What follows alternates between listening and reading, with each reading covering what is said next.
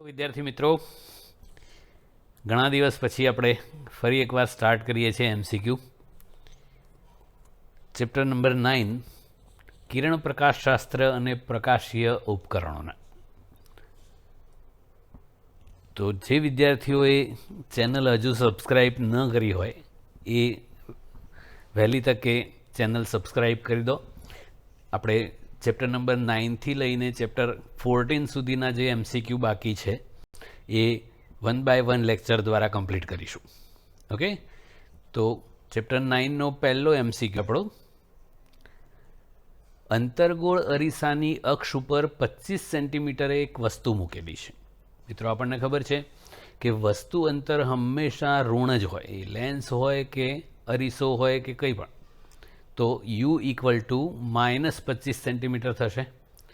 અરીસાની કેન્દ્ર લંબાઈ 20 સેન્ટીમીટર છે. અંતર્ગોળ અરીસો છે માટે કેન્દ્ર લંબાઈ ઋણ હોય, એટલે f = -20 સેન્ટીમીટર થાય. તો મળતું લેટરલ મેગ્નિફિકેશન એટલે મોટવણી શોધો. તો મિત્રો, મોટવણી અને f અને u નો સંબંધ ખાસ યાદ રાખવાનો. આ m = f/f - u, આ બે સૂત્રોનું સંયોજન છે. એકચ્યુઅલી m = -v/u અને બીજું 1/f = 1/u + 1/v. એમાંથી વીનો લોપ કરીને બનાવેલું સૂત્ર છે. આપણે નિશાની સહિત કિંમતો મૂકવાની છે. f તો -20 સેન્ટીમીટર છે, f -20, આ માઇનસ ઓફ વસ્તુ અંતર -25 સેન્ટીમીટર છે, એટલે આ -20 અને નીચે +5 થશે, એટલે -4. મોટવણી -4 છે એનો મતલબ શું થાય? તો મોટવણી ઋણ છે, મતલબ પ્રતિબિંબ ઉલટું હોય, અને ઉલટું હોય એ વાસ્તવિક હોય. અને 4નો મતલબ થાય મૂળ વસ્તુ કરતાં 4 ગણું મોટું હોય છે. ઓકે, નેક્સ્ટ એમસીક્યુ છે, બરાબર ધ્યાન આપવા જેવો. તળાવમાં એક માછલી તળાવના કિનારેથી 6.3 મીટર અંતરે રહેલી છે. તો અહીંયા આકૃતિમાં જુઓ કે આ આટલેથી આમ જમીન છે, એવું પાણી ઝાડ નથી ઉગાડ્યું, તો આટલી જમીન છે અને અહીંયાથી પાણી છે. તો કિનારેથી માછલી r એટલે કે 6.3 મીટર અંતરે છે. જો તે કિનારા પરના ઝાડને જસ્ટ જોઈ શકતી હોય, મતલબ કે આખું જોઈ શકતી હોય, તો તે માટે એની તળાવમાં ઊંડાઈ, એટલે ધારો કે h મીટર ઊંડાઈ હોય તો એ h કેટલું હોય એ શોધવાનું છે, અને પાણીનો વક્રી ભવનાંક 1.33 છે. તો જોઈએ. તો મિત્રો, આપણને એવું કીધું છે કે એ માછલી છે એ કિનારાથી r અંતરે છે 6.3 મીટર, અને સપાટીથી ધારો કે h ઊંડાઈએ છે, જે આપણે શોધવાની છે. તો એ ઝાડને જસ્ટ જોઈ શકતી હોય, મતલબ આખું. હવે અહીંયાથી પ્રકાશ આમ આવે, ત્યાંથી વક્રીભૂત થાય, તો હવામાંથી પાણીમાં પ્રવેશે, એટલે પાતળામાંથી ગટ્ટમાં, એટલે લંબ તરફ વળે, એટલે આમ વળે, અને માછલીની આંખમાં પ્રવેશે, એટલે માછલીને એ ઝાડ દેખાય. જો આમથી આવતું હોત તો એ ઝાડનો અમુક ભાગ ના દેખાત. આખું ઝાડ દેખાય એ માટે આવું થવું જોઈએ. તો આપણને ખબર છે કે આ જે કિરણ છે એ બંને માધ્યમોની સપાટીઓને અલગ કરતી જે સપાટીઓ હોય એને સમાંતરે ક્યારે પ્રસરે? જ્યારે આપાત કોણ ક્રાંતિકોણ જેટલો હોય. ક્રાંતિકોણને IC પણ કહેવાય છે, C પણ કહેવાય છે. તો આ ખૂણો છે એ હવાની સાપેક્ષે પાણીના ક્રાંતિકોણ C જેટલો થાય તો પ્રકાશ આ રીતે આમ માછલીની આંખમાં પ્રવેશે. હવે આ ખૂણો C હોય તો આ પણ C જ થાય, Z બને ને. તો હવે એ ક્રાંતિકોણનું સૂત્ર છે sin C = 1/n, અને બીજું એક સૂત્ર અહીંયા થશે, sin C = સામેની બાજુ ભાગ્યા કર્ણ. તો આ કર્ણ કેટલો થાય? તો √r² + h². તો સાઇન સી બરાબર સામેની બાજુ એટલે આર ભાગ્યા કર્ણ એટલે root of R square plus H square. અને બીજું સૂત્ર સાઇન સી બરાબર 1/n છે, તો એ બે સરખાઈ દીધા. તો R upon root of R square plus H square equal to 1/n. હવે બંને બાજુ સ્ક્વેર કરીને આમ ગુણી નાખ્યું, તો આ n square r square equal to આ r square plus H square. આપણે એચ શોધવું છે તો એચ સ્ક્વેરને કરતાં બનાવીએ, તો આ n square r square minus r square common એટલે n square minus 1 into r square. જે વર્ગમૂળ કરી દો તો h equal to R under root N square minus 1. તો આ દાખલા માટે તમે જો આ શોર્ટકટ યાદ રાખો તો આટલું બધું કરવાની જરૂર ના પડે. તો આ સૂત્ર યાદ રાખી દેવાનું, H equal to R under root N square minus 1. તો આર આપણને આપ્યું છે 6.3 મીટર, પાણીનો વક્રી ભવનાંક 1.33 એનો હોલ સ્ક્વેર માઇનસ 1. બસ આ કેલ્ક્યુલેશન કરી દો એટલે 5.52 મીટર એ માછલીની સપાટીથી ઊંડાઈ થઈ ગઈ. ઓકે.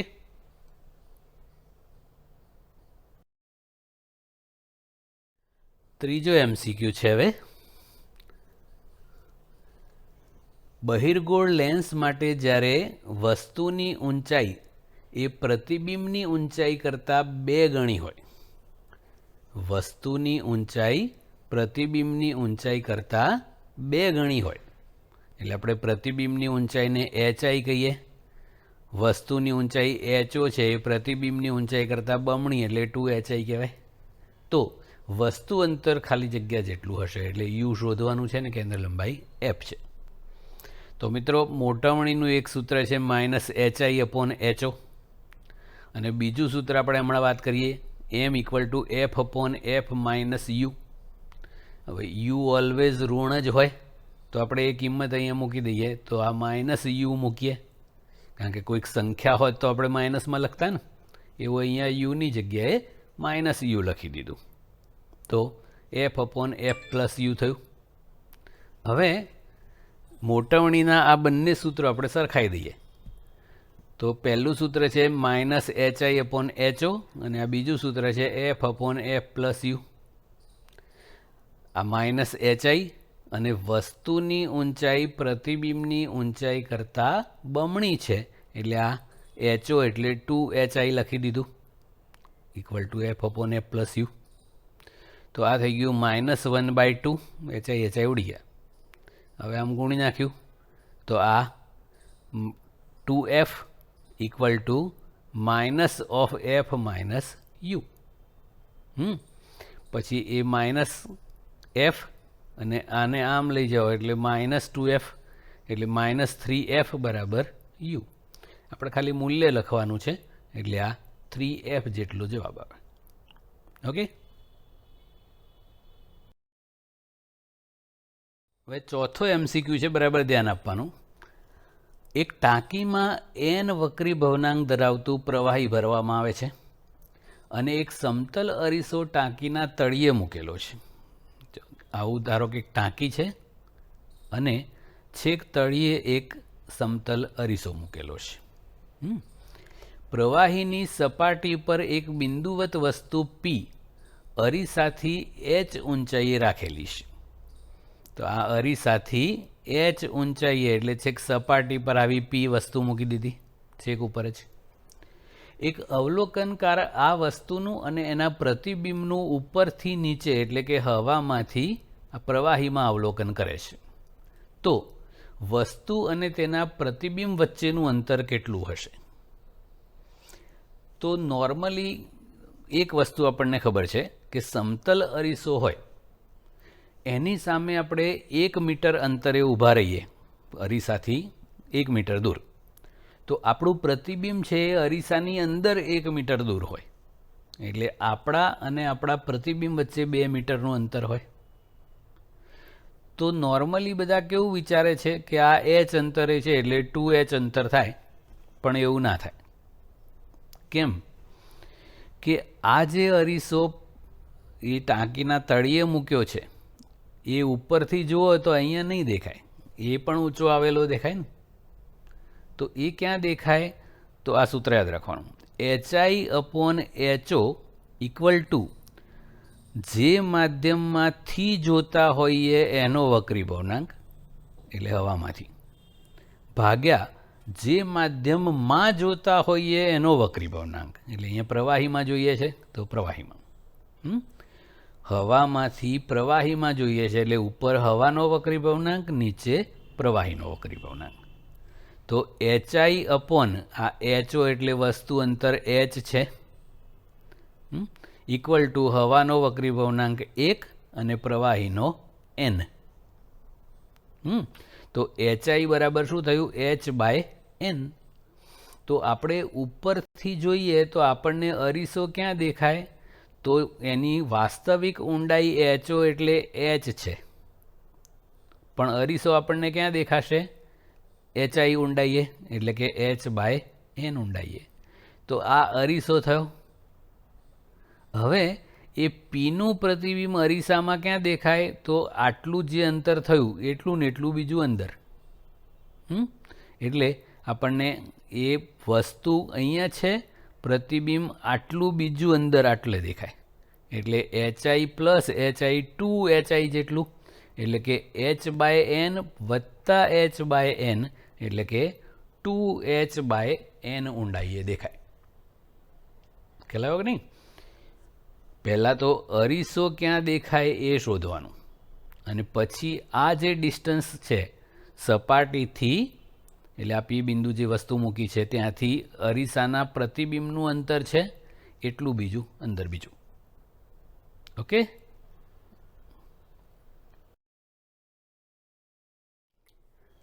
ચલો બીજો એક MCQ. એક કૂવાની ઊંડાઈ 5.5 મીટર છે, એટલે આ એની વાસ્તવિક ઊંડાઈ હોય એટલે HO કહેવાનું. જો કૂવો પાણીથી સંપૂર્ણ ભરેલો હોય એવું ધારવાનું, કારણ કે આજકાલ કૂવા સંપૂર્ણ ભરેલા નથી હોતા. ઓકે, હવે પાણીનો વક્રી ભવનાંક 1.33 હોય તો ઉપરથી શિરોલંબ જોતા કૂવાનું તળિયું કેટલું ઊંચું આવેલું દેખાશે? તો આપણે આગળ સૂત્ર કર્યું એ પ્રમાણે HI/HO બરાબર જેમાંથી જોતા હોઈએ એનો વક્રી ભવનાંક, એટલે હવામાંથી, એટલે 1, ભાગ્યા જેમાં જોતા હોઈએ એનો વક્રી ભવનાંક, એટલે પ્રાણીનો, એટલે અહીંયા N લખ્યું. HI ખબર નથી, HO આપેલું છે 5.5 મીટર, ઇક્વલ ટુ 1 હવાનો વક્રી ભવનાંક અપોન N પાણીનો વક્રી ભવનાંક 1.33. તો આપણને HI મળ્યું 4.13 મીટર. હવે મેઇન વસ્તુ, આ જે HI છે એ તો આભાસી ઊંડાઈ થઈ, એટલે કે કૂવાની જે ઉપરની સપાટી છે ત્યાંથી આમ આપણને શું માગ્યું છે કે કૂવાનું તળિયું કેટલું ઊંચું આવેલું દેખાશે?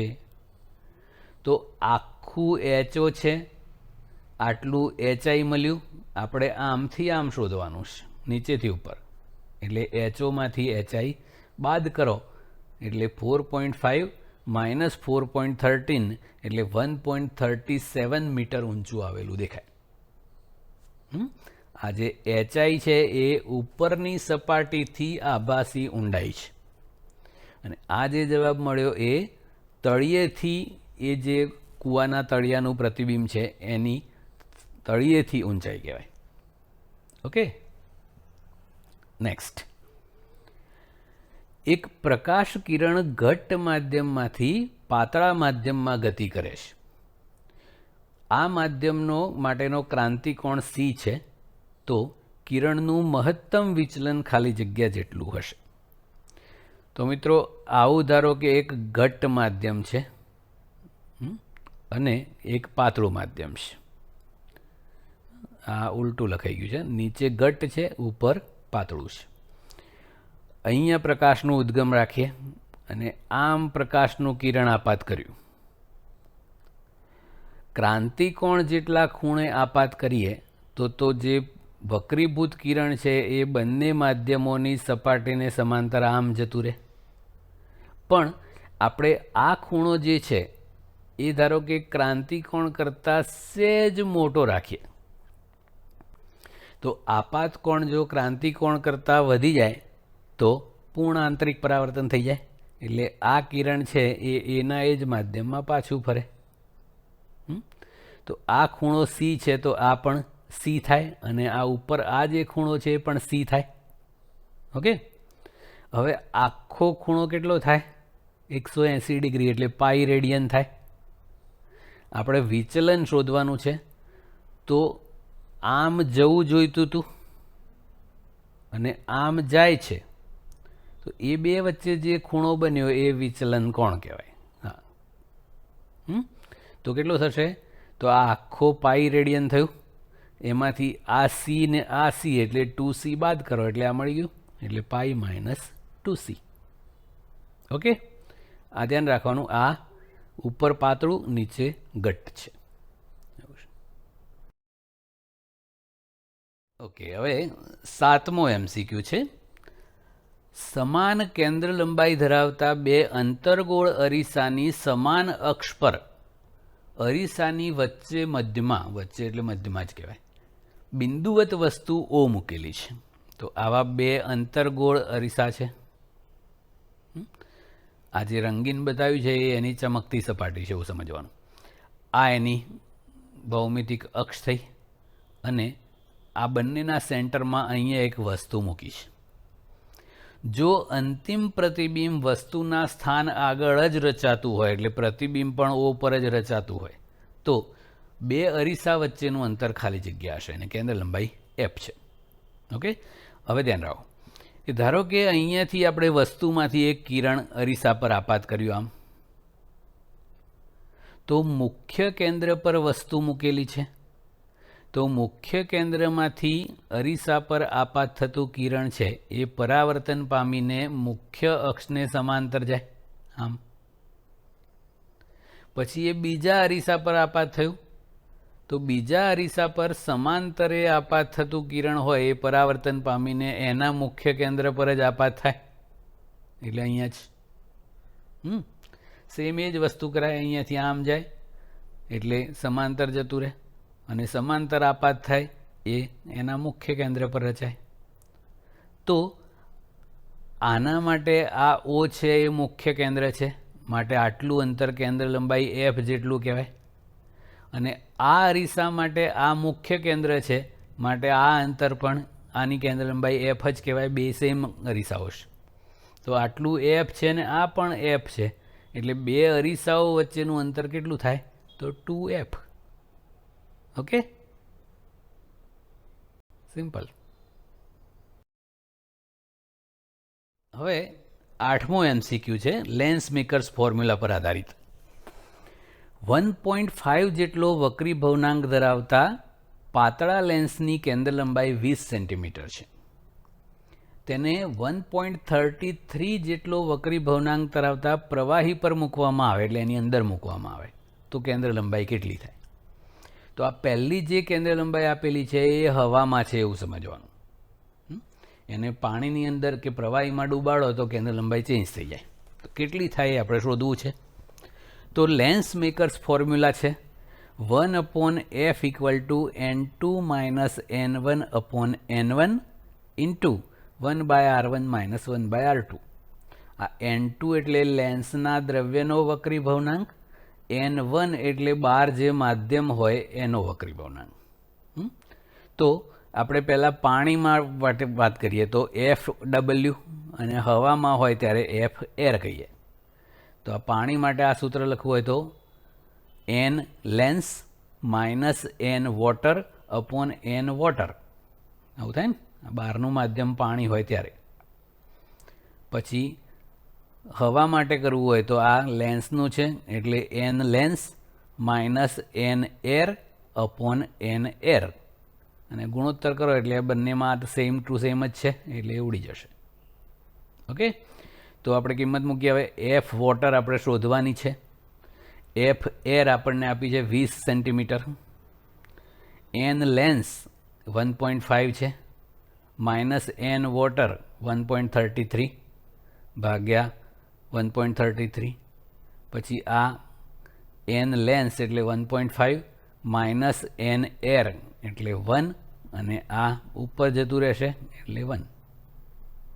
ઓકે, અને આનું સાદું રૂપ આપ્યું 20 આ બાજુ લઈ દેવાના તો એફ ડબલ્યુ આપણને મળી 78.23 સેન્ટીમીટર. તો લગભગ આના કરતાં 4 ગણા જેવી થાય. એટલે હવામાં લેન્સની જે કેન્દ્ર લંબાઈ હોય એના કરતાં પાણીમાં કેન્દ્ર લંબાઈ છે એ લગભગ 4 ગણી થાય, એપ્રોક્સિમેટલી થાય. જો આપણને આ 4/3 આપ્યું હોત તો એક્ઝેક્ટ 4 ગણી 80 સેન્ટીમીટર થાત. 4/3 એટલે 1.33333 એવું થાય. એટલે આ એક્ઝેક્ટ 80 સેન્ટીમીટર મળે. એટલે આ યાદ રાખવાનું કે આ બધા નજીક નજીકની કિંમતો આપેલી હોય તો પછી ગણવાનું, નહીંતર પછી એક 80 આપ્યું હોય, એક 40 આપ્યું હોય, એક 20 આપ્યું હોય ને એક 60 આપ્યું હોય તો કન્ફર્મ 80. લગભગ 4 ગણી થાય. હવામાં જે કેન્દ્ર લંબાઈ હોય એના કરતાં લગભગ 4 ગણી કેન્દ્ર લંબાઈ પાણીમાં થાય. એનો મતલબ શું થયો કે બહારનું માધ્યમ બદલાય તો લેન્સની કેન્દ્ર લંબાઈ ચેન્જ થઈ જાય. એટલે નંબરવાળા ચશ્મા હોય એ પહેરીને તમે પાણીમાં અંદર જાઓ તો એ પાણીમાં એ કામ ના કરે, કારણ કે કેન્દ્ર લંબાઈ બદલાઈ જાય. ઓકે ઓકે મિત્રો, હમણાં આપણે જે કૂવાનું તળિયું કેટલું ઊંચું આવેલું દેખાય એ MCQ કર્યું, બસ એ જ વસ્તુ કરવાની છે. અહીંયા ડબલ વખત છે કે એક ટાંકીમાં 30 સેન્ટીમીટર ઊંચાઈ સુધી પાણી અને એની ઉપર બીજું 30 સેન્ટીમીટર સુધીનું તેલ ભરેલું છે. બે એકબીજામાં મિક્સ ના થાય એવા છે. 2 લેયર થયા 30 સેન્ટીમીટરના. ઉપરથી શિરોલંબ દિશામાં ટાંકીનું તળિયું જોતાં એક ખાલી જગ્યા સેન્ટીમીટર ઉપર ખસેલું દેખાશે અને પાણી અને તેલના વક્રી ભવનાંકો આપણને આપેલા છે. તો બંને માટે અલગ અલગ ગણતરી કરવાની, કેટલું ઊંચું આવેલું દેખાય અને પછી બેનું ટોટલ કરી દેવાનું છે. તો આગળ કર્યું એ પ્રમાણે HI/HO બરાબર જેમાંથી જોતા હોઈએ એનો વક્રી ભવનાંક ભાગ્યા જેમાં જોતા હોઈએ એનો વક્રી ભવનાંક. એટલે આ હવામાંથી પ્રવાહીમાં છે. તો શું થશે? HI બરાબર HO/N. એ HO ને આપણે H કહી દઈએ છીએ. એ H એટલે આ 30 સેન્ટીમીટર વાળું. તો તળિયેથી કેટલું ઊંચું આવેલું દેખાય એ આગળ કર્યું તો આપણે કૂવાવાળામાં એ જ ડેલ્ટા H એટલે HO માઇનસ HI એટલે કે H માઇનસ H/N થાય. H કોમન કાઢ લો તો H કૌંસમાં 1 માઇનસ 1/N. તો એ બે માધ્યમો છે પાણી અને તેલ. તો એ બેમાં જેટલું જેટલું ઊંચું દેખાય એનો સરવાળો કરી દઈએ. તો પહેલાં માટે આ H વોટર કૌંસમાં 1 માઇનસ 1/N વોટર પ્લસ આ ઓઇલ માટે H ઓઇલ કૌંસમાં 1 માઇનસ 1/N ઓઇલ. તો આ 30 સેન્ટીમીટર છે. આ 1 માઇનસ 1/ પાણીનો વક્રી ભવનાંક 1.33 પ્લસ ઓઇલની ઊંડાઈ પણ 30 સેન્ટીમીટર છે.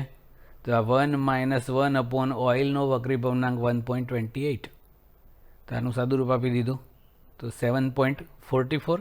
આનું સાદુરૂપ આપો 6.56. ટોટલ કરો એટલે 14 સેન્ટીમીટર ઉપર દેખાય. એટલે આ 14 સેન્ટીમીટરની નજીક જે હોય એ. ઓકે,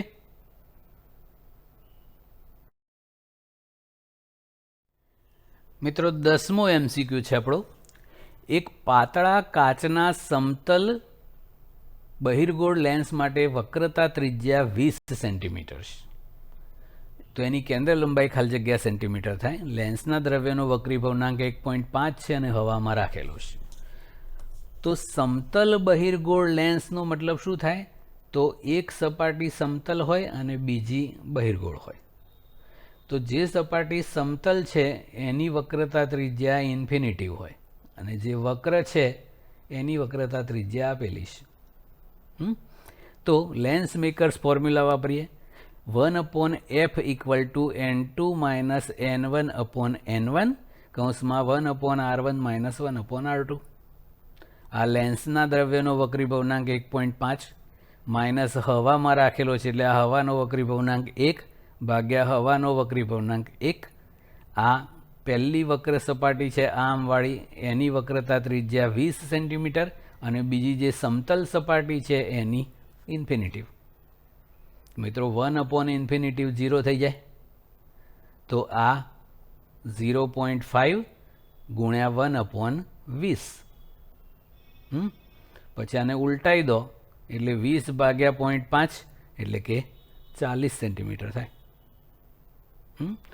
તો શું થયું? જો વક્રતા ત્રિજ્યા 20 સેન્ટીમીટર છે, કેન્દ્ર લંબાઈ એના કરતાં ડબલ થઈ. તો કેન્દ્ર લંબાઈ વક્રતા ત્રિજ્યા કરતાં ડબલ. ક્યારે? સમતલ બહિર્ગોળ લેન્સ હોય અને એનો વક્રીભવનાંક 1.5 હોય તો. જો આ 1.5 ની જગ્યાએ 1.55 આપ્યું હોય તો આના કરતાં થોડું મોટો જવાબ આવે.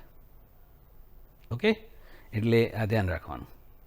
અહીંયા પહેલાંમાં 0.55 થઈ જાય ને એટલે આ થોડું મોટું થઈ જાય. ઓકે, એટલે આ ધ્યાન રાખવાનું.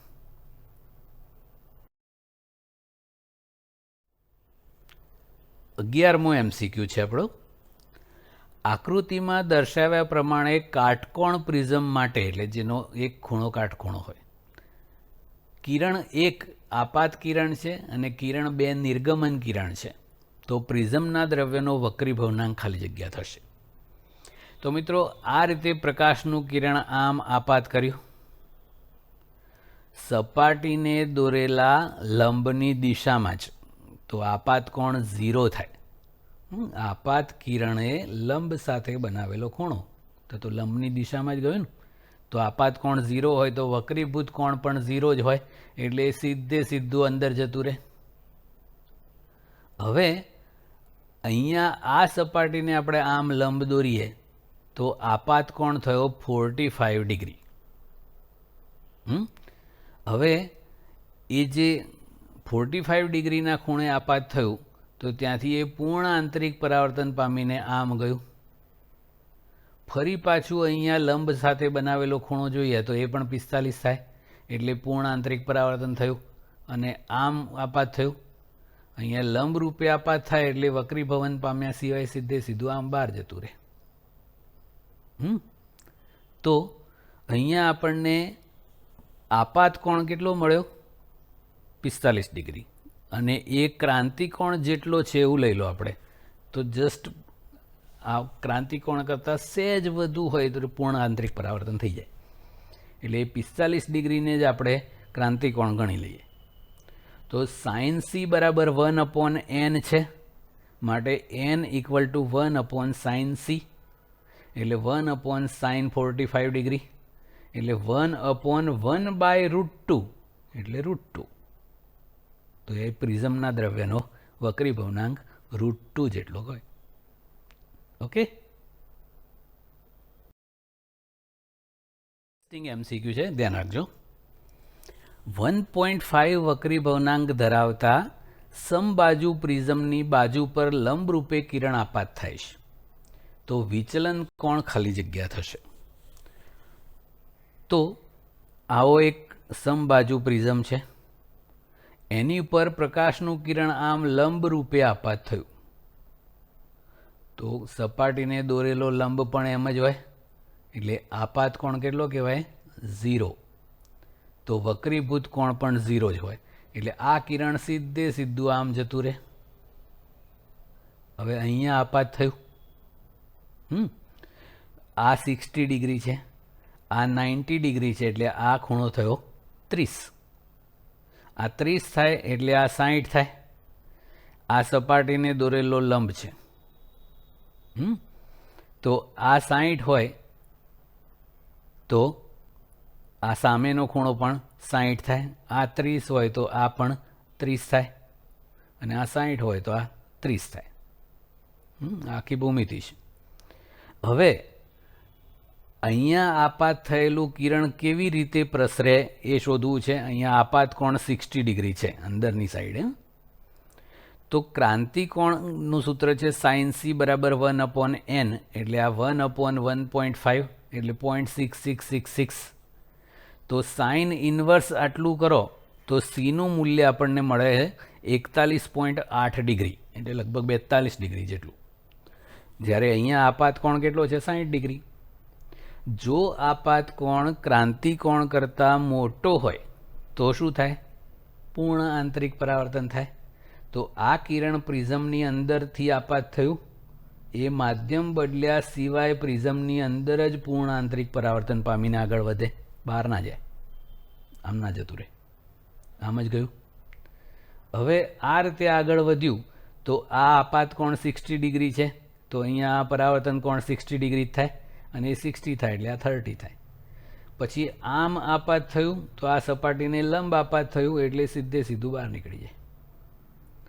હવે વિચલન કોણ કેટલો હોય એ માગ્યું છે.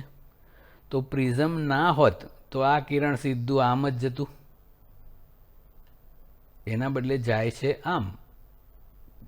તો એ બે વચ્ચે જે ખૂણો બન્યો એ વિચલન કોણ, એંગલ ઓફ ડેવિએશન કહેવાય. તો એ કેટલો થાય? તો આ ખૂણો 60 છે એટલે આ 60 માટે આ 30, આ 60 છે માટે આ 30. તો આટલું વિચલન થયું એટલે 30 વત્તા 30 એટલે 60 ડિગ્રી વિચલન થાય.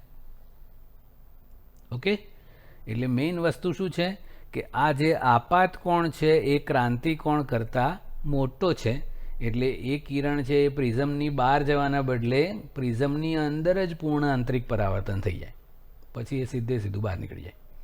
પણ મૂળ માર્ગેથી એ આટલા ખૂણા જેટલું વિચલિત થયું એટલે એ વિચલન કોણ 60 ડિગ્રી કહેવાય. ઓકે ઓકે હવે 13મો MCQ છે. ખૂબ નાના પ્રિઝમ કોણ એ ધરાવતા પ્રિઝમની સપાટી પર કિરણ I જેટલા કોણે આપાત કરવામાં આવે છે. આ સપાટીને દોરેલો લંબ છે અને I ખૂણે આપાત કર્યું ને, આ આપાત કિરણ અને સપાટીના દોરેલા લંબ સાથે બનાવેલો ખૂણો એટલે આપાત કોણ. અને વિરુદ્ધ સપાટી પરથી લંબ રૂપે નિર્ગમન પામે છે. તો આ છે એ સપાટી AC, એને દોરેલો લંબ આમ અને કિરણ પણ એ જ માર્ગે જાય છે આમ. એટલે નિર્ગમન કોણ E0 હોય. જો પ્રિઝમના દ્રવ્યનો વક્રીભવનાંક μ હોય તો આપાત કોણનું મૂલ્ય ખાલી જગ્યાની નજીક હશે. આ પ્રિઝમ કોણ એ કહેવાય, એ બહુ જ નાનો છે. હવે આપણને 4 ખૂણાઓનો સંબંધ ખબર છે. આપણે I plus E equal to A plus delta, આને ડેવિએશન એંગલ કેપિટલ D પણ કહેતા હોય છે ને ડેલ્ટા પણ કહેવાય છે. અહીંયા કિરણ સપાટીને લંબ રૂપે બહાર નીકળે છે એટલે નિર્ગમન કોણ E0 છે. તો I plus 0 equal to A plus delta, માટે delta equal to I minus A. આ એક સૂત્ર મળ્યું. નાના પ્રિઝમ કોણ માટે ડેલ્ટાનું સૂત્ર છે આવું, A કૌંસમાં μ માઇનસ 1. તો આ બે ડેલ્ટાના સૂત્રો સરખાઈ દઈએ. તો I minus A equal to A કૌંસમાં μ માઇનસ 1 એટલે આ μ A માઇનસ A. ઓકે, આ માઇનસ A ઉડી જાય એટલે I is equal to μ A. Okay, એટલે μ A જેટલો આપાત કોણ હોય. મિત્રો, આ ચેપ્ટર 9ના MCQ છે, ઘણા બધા છે, એટલે આપણે બીજો પાર્ટ છે એ બીજા લેક્ચર માટે રાખીશું. એટલે આજનું અહીંયા કમ્પ્લીટ કરીએ છીએ. પણ ચેપ્ટર 9ના MCQ નોર્મલી બધા સ્ટુડન્ટ્સને અઘરા લાગતા હોય છે, અને એનું કારણ એ છે કે પુષ્કળ પ્રમાણમાં સૂત્રો છે. અરીસાના સૂત્રો છે, લેન્સના સૂત્રો, વક્ર સપાટીના, લેન્સ સંયોજનના, પાવરના, એ પછી આ પ્રિઝમના, અને ઘણા બધા સૂત્રો છે. અને એના કારણે એ સૂત્રો પરફેક્ટ આવડતા હોય અને MCQની પ્રોપર પ્રેક્ટિસ કરેલી હોય તો MCQ જલ્દી આવડે એવા હોય છે. પણ અલ્ટિમેટલી ચેપ્ટર 9ના MCQ થોડાક ટફ હોય જ છે, તો થોડી પ્રેક્ટિસ કરવાની તો આવડશે. ઓકે, તો બાકીનું આપણે નેક્સ્ટ લેક્ચરમાં કરીશું. આજે આટલું. That's it.